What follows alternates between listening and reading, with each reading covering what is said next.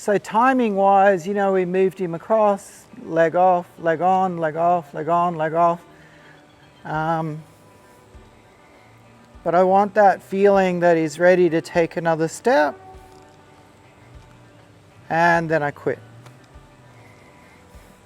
So the time before I was thinking about it, and he'd sort of decided he'd done enough, but he made the decision to stop, not me, so I had to keep going.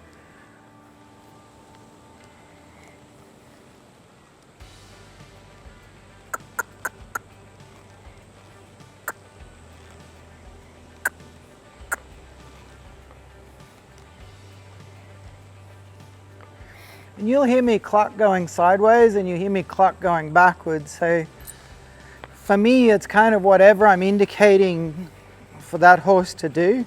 I'd like them to put a little bit more energy into it. So in the case of going sideways, you know, he's stopping or he's starting to slow down. Well, rather than me kicking him or tapping him with a stick or something, I'm clocking that, you know, like we're doing that, just put a little bit more energy and speed into it. We're going forwards, going backwards, going sideways, same thing.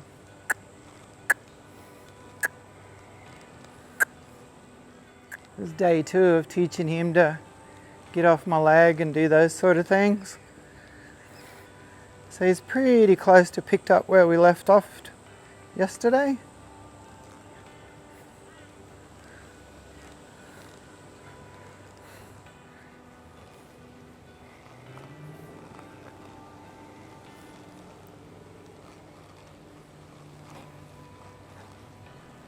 Alright, we'll quit on that. So a lot of bend to the right then, which I'm not fond of. I try to get out of that as early as possible. Squeeze this right leg on again, off.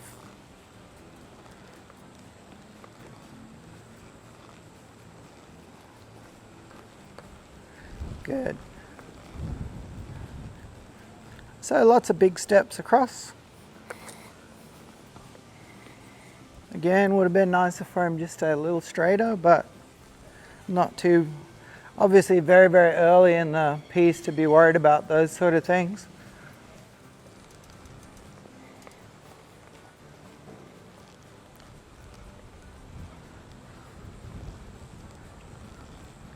Oh. So we've done some to the left. Another bit of a test for him is to just go straight back the other way. Obviously a good pause in between. Good boy.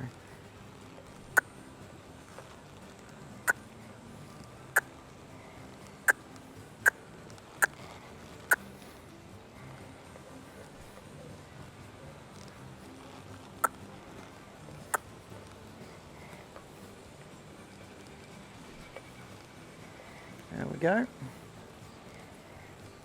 G'day, thank you so much for watching. If you could like, share, subscribe, turn on the notifications bell, that would be awesome. Thank you. Cheers. This time we'll drive him to the right. Whoa. And whoa to me means stop. Like if I'm going sideways or forward, whoa means stop. If I'm going back, whoa means stop. It's like whatever you're doing, stop moving your feet. It's also important, you know, people riding around, they say steady and easy. And some people will say, whoa, in that instance. I won't. I really want to save that for stop.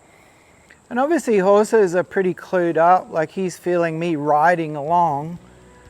I can say the word and he's not necessarily thinking stop,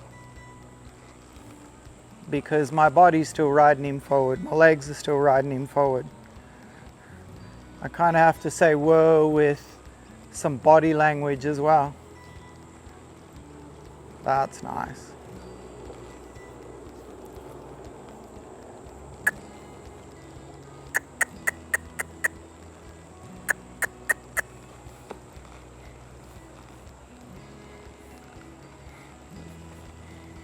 And so he's kind of reacting there rather than thinking.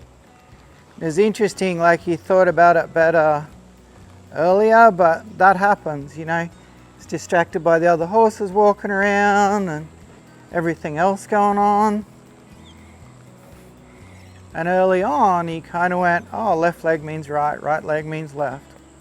You know, he's moving away from the pressure. But because he was a little distracted, he just felt leg, I'll do what I was just doing. Which is quite a common thing. And we have the same little lock up there. He went to the right, and then we're saying, let's go back to the left, and he's going, well, I was just, leg meant go that way, right? Not thinking about which leg and which direction. Just sort of making a few assumptions, which is why, you know, early on it was all in one direction and all the other way. And if he gets really stuck or bothered, we will go back to going, you know, back end. You know, start manipulating his head a little bit more to help, you know, move your head this way, rump that way to help him out. Because again, he's only a baby and he gets distracted and he's not really doing anything wrong. He's just not thinking things through maybe as good as we'd like. You know, sometimes we've got to teach the horse to put up with doing it maybe a little longer than they'd like. You know, it's a start of creating a little bit of self-discipline and work ethic. There we go, we'll quit on that. Because he tried a lot harder that time to do a better job.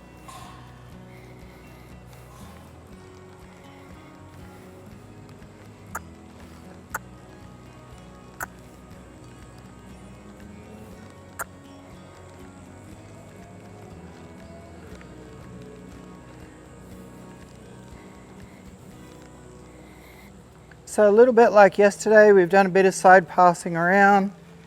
He could probably do with some just moving around and taking a little mental break. So one thing they say about hackamores, and I'll probably do a video where I'll go over it, be a lot shorter video, but I'll just kind of incorporate a little bit into here, is hackamores and bosals, you never really get to pulling on straight back. I'm going to steer him around to help slow him down. And then when he's going the speed, so I might bend him with that rein and then use my outside rein to tuck him a little. But it's kind of an offset pull.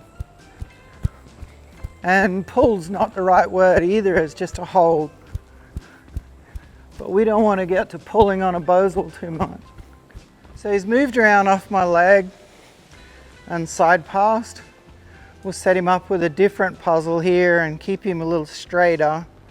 Put that outside leg on and see if we can encourage his front end to step over.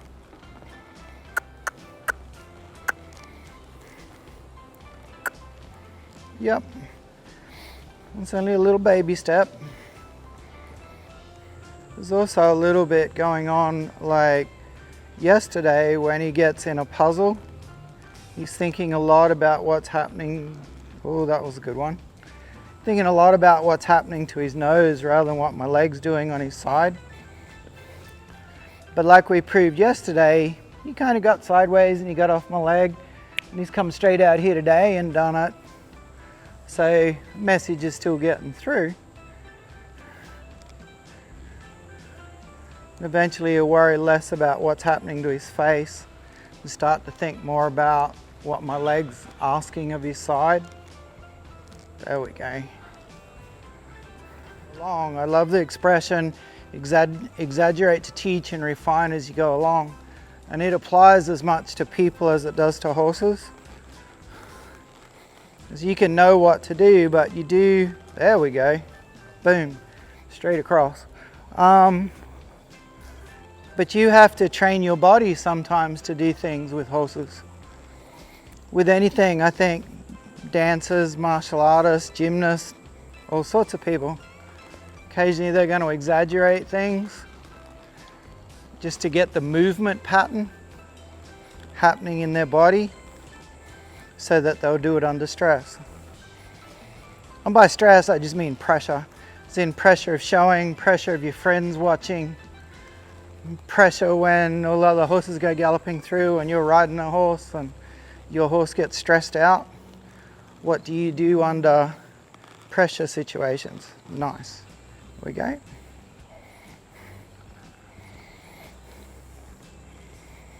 So stepping across. We're laying that outside rein across his neck, putting that outside leg on.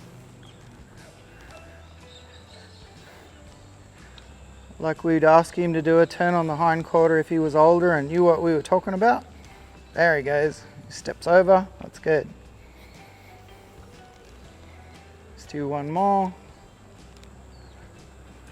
Cool. Cool. We're starting to get him like, well, your nose is pointed that way, but there's pressure on that rein and that leg. So step your shoulder over there.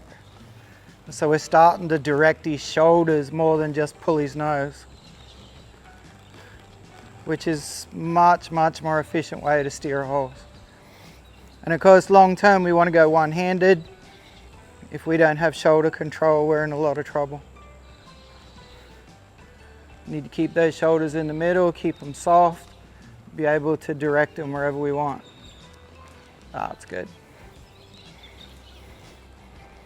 I talked before, until he's moving off my leg, I can't frame him up at the same time. Because until it's very easy to just keep his shoulders here and he's tracking correct, it's hard for me to expect him to stay soft all the time.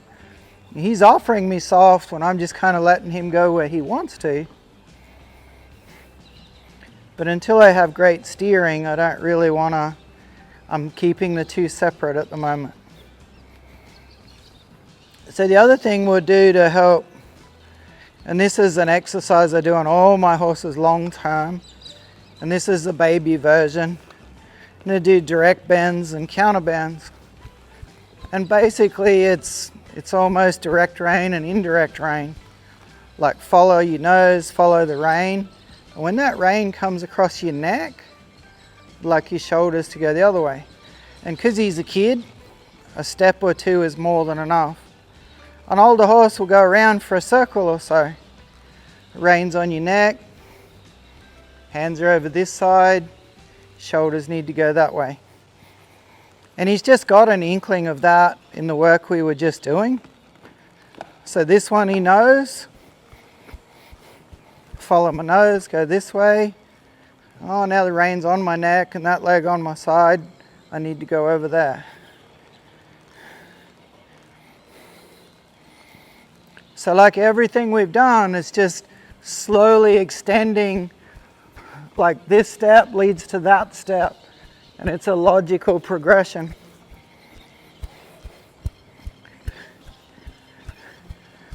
Logical progression for the horse, and it kind of makes sense because it's just stuff that he's got used to. So follow your nose, it goes over here, step your shoulders that way.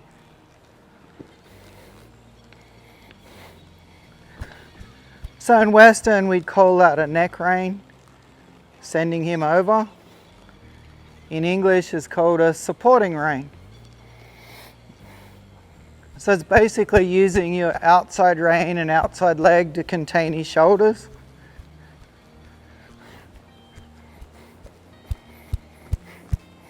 And using leg aids to steer is more about helping him just be in a better, more balanced position. There's not really a set leg aid, like inside leg here is encouraging bend. So inside leg at the girth is encouraging bend to the left. If I move my hands over here and it suddenly becomes an outside leg, still the same leg, but because of my different hand position, you know, that leg suddenly meant it became an outside leg and it meant move your shoulders into the circle. And this kind of messes with people when I teach them, you know, and it's kind of, it doesn't make sense to people to say, people like it when I say overflex to the inside, now go straight, now overflex to the outside. Horses, on the other hand, it's like, yep, inside rein, inside leg, I gotta bend around, follow my nose, and the hands go over there. Still the same leg, but my seat position's changed a little, body position's changed, and now all of a sudden he's doing a counterbend circle. So in English circles, they'd call that a counterflexion circle. And counter just meaning opposite. So we're deliberately making a right circle with a left bend. This one, like, I don't like their noses way to the inside. And I don't like their noses to the outside of the circle. But if I have control over my horse and I can do either, I can help him stay in the middle better. Oh. And we will do like a separate video on that, but I'll just quickly run through it here again. If I can have him go around the circle, flex to the inside and keep him there, but keep him out on the circle, or I can flex him to the outside and keep him in on the circle, I'm starting to get control of his shoulders and his nose. And I basically want him to stay in the middle with just a little bend. But if he's flexible enough and he's supple enough and he's listening to all my cues, I can keep him in the middle where I want him in a very soft, very easy fashion. So this is for control as well as for suppleness. And the other thing, like I said, I do it with horses every day. Just a little bit at the start. You do a little bit of walk, a little bit at a jog. It's also, on top of everything else, a bit of a health check, because if I do it every day and all of a sudden one day, and he always does it really well, and one day I come out and he's really, really bad at one, chances are he's run around the paddock and fallen over and hurt himself, something's gone wrong. And he may not be marked up, but he's bruised or he's pulled a muscle, and I wouldn't necessarily be able to tell it otherwise. So it's a bit of a health check on top of everything else.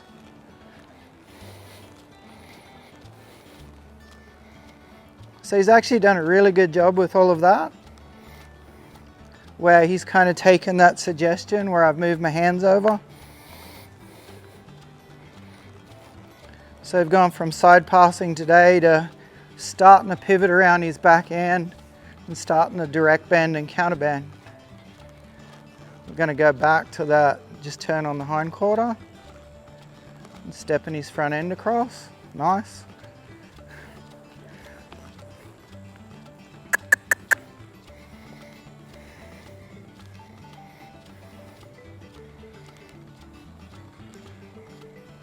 And this one's really important, even if you never wanted to do a rollback or a spin or a turn on the hind quarter. I think we've all ridden horses, you're going around the circle, you got their nose over here and they're still running off in the other direction. Well, that's a lack of shoulder control. If he was bent to the right and I lay that outside pressure on, I want to be able to push that shoulder over and get him to follow his nose. At the end of the day, yep, we keep pulling that nose, he's eventually going to follow it. And when they're babies, that's all they know, that's all we've done, is like, you know, I'm here, follow your head sort of thing. But these last 2 days have been getting to, well, you know, I want you to look where you're going, but I want to start now pushing your shoulders and ribs around a little bit more. Nice. Very nice. So he's picked up on all of that really well. And he's also starting to think about, because all these pressures have been a little different and, you know, they've been a little bit here and there, he's starting to really focus in on what I'm doing rather than just make assumptions. Again, holding my hands still, sitting back, driving him back with my feet. And he kind of knows what that's all about now. There we go. And even though I've stopped backing up, I still want him soft. So I said before, you know, I want him soft before the stop, during the stop, and after the stop. If I was going backwards, I want the same thing. I want him backing up soft, stopping soft, and standing soft. Like, I'm not using that to make him stop or make him back up. I'm really just using the headgear to help refine what he's doing. And if he was a proud horse showing off, because a lot of people will go, oh, that's very unnatural, you shouldn't do it. But if he was a proud horse showing off to another horse, he's going to tuck his nose in and arch his neck and prance. Like, he's actually going to take it a step further. So it's not an unnatural movement by any means. And it puts him in a position where he's, as collection means, is just getting him to go forward in a position ready to stop and turn and do whatever he needs to do. If he's just running and he's only thinking about running, he's going to run a whole lot different.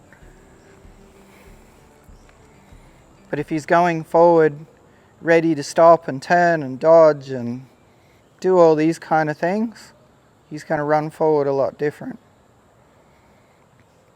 And there's also that aspect, there's a lot of people, like Western breeds especially, get criticized because their heads are down a bit. He's built that way. You can see where his neck comes out of his shoulders. He just offers his nose. That's where his head ends up. And a relaxed horse going around the paddock has got his head down.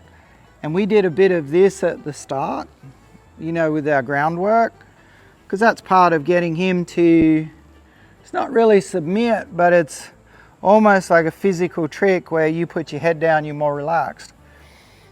So the reason we're looking for that flat headset while they're doing all these, you know, really high-end maneuvers is we'd like them to be relaxed doing it.